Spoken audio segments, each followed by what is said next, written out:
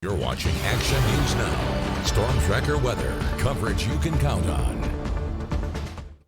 Snowy conditions hitting Washington, D.C. today, but could this hurt the National Cherry Blossom Festival scheduled for later this month? The National Park Service says no. The blossoms should be able to withstand today's ice and snow. They say the blossoms have not reached that puffy white stage yet, so they should be okay.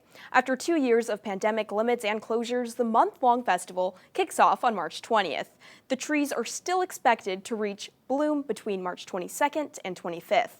And this year marks the 110th anniversary. It was back in 1912 when the mayor of Tokyo gave 3,000 cherry trees to the U.S. Well, it's pretty neat seeing those cherry blossoms are going to be withstanding this winter weather. Yeah, it's one thing if I would recommend to go and see that in person, because I went when I was in 8th grade for a school trip. It was amazing and beautiful to see out on the National Mall. But here we'll be getting some showers popping up through Northern California, not only this evening into tomorrow morning, but we have a chance for valley rain to arrive by Monday evening into Tuesday. But we still have some weather to get through for now. Breezy conditions will be helping move us along this evening. If you are heading outdoors to enjoy go out around town or just sit on your porch, you will be seeing some of those breezy conditions and feeling them out there. Now, when it comes to the clouds, that's what we have across the valley. That's all we're going to get this evening with this system across, for most people across the valley. Just a few, maybe a sprinkle or two popping up here and there, but most of the showers will be out towards the mountain areas and moving out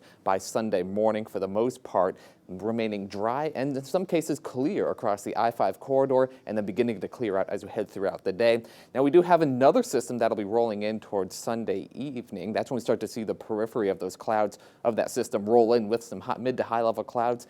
That'll help keep us relatively cooler compared to what we're seeing now as time goes on. But in terms of rain totals for the first system, we're not looking at much, about 1/10 to 2/10 of an inch in some places in the mountains. So this isn't a drought buster or anything, but it is nice to see across Northern California.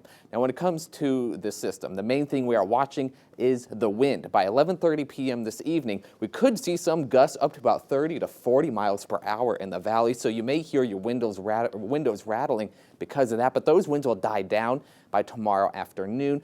Gusts up to about 14 miles per hour in Chico, but everywhere else really remaining calm, and that'll diminish as we head throughout the rest of the evening. Now, when it comes to these winds, we do have a high wind warning, I should say, out towards Modoc County. That'll end at 2 p.m. on Sunday. Gusts between 55 to 65 miles per hour, and that's mainly for the higher elevations. And then a wind advisory out towards the Nevada border in Lassen and Plumas counties. That'll go through 11 a.m. tomorrow for those high winds. Now, when it comes to temperatures, though, we are seeing highs top off tomorrow, mid-50s to low 60s across the coastal mountains. We have some AM showers possible, but we'll have those PM clouds sticking with us. Same thing for the Sierra. We have a chance for AM showers and PM clouds and highs topping off in the mid-40s to low 50s. And then on the ridge, mid-40s for highs in the higher elevations to upper 50s for highs in the lower elevations. And lows are hovering between 32 degrees out towards the higher elevations to around 43 degrees out towards Paradise. So it is going to be a real warmer night than what we've seen, but diminishing breezes overnight tonight and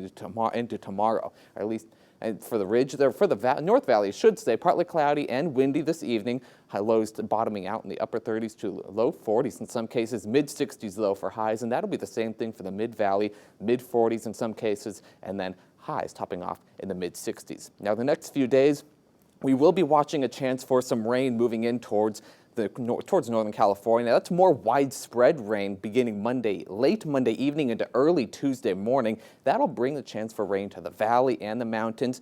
Snow levels bottoming out right around the 5,500-foot level, so most of it will fall as rain, but then we clear out and dry out by Wednesday. When it comes to rain for this system, up to about an inch of rain out towards some of the foothills and the ridge, so that's something to get excited about, but the valley coming in with rain totals about 2/10 of an inch up to about 1 inch max for most of the valley. So that's one thing we'll keep an eye on, because it'll be some interesting, it'll be a fun rain to watch, because we haven't had a lot of rain recently, and it's been a while for at least 1/4 of an inch to maybe even an inch of rain in portions of the valley. Now the next 7 days though, for temperatures, we are looking at highs topping off in the mid-60s by the beginning of next week. So we are cooling down a little bit with that system moving through, but then we top off for highs around 70 degrees to end the work week with temperatures with clouds moving in here and there. But then looking out towards the end of the week for Reading, mid-70s possible for Thursday and Friday. Then next weekend, though, we are watching for some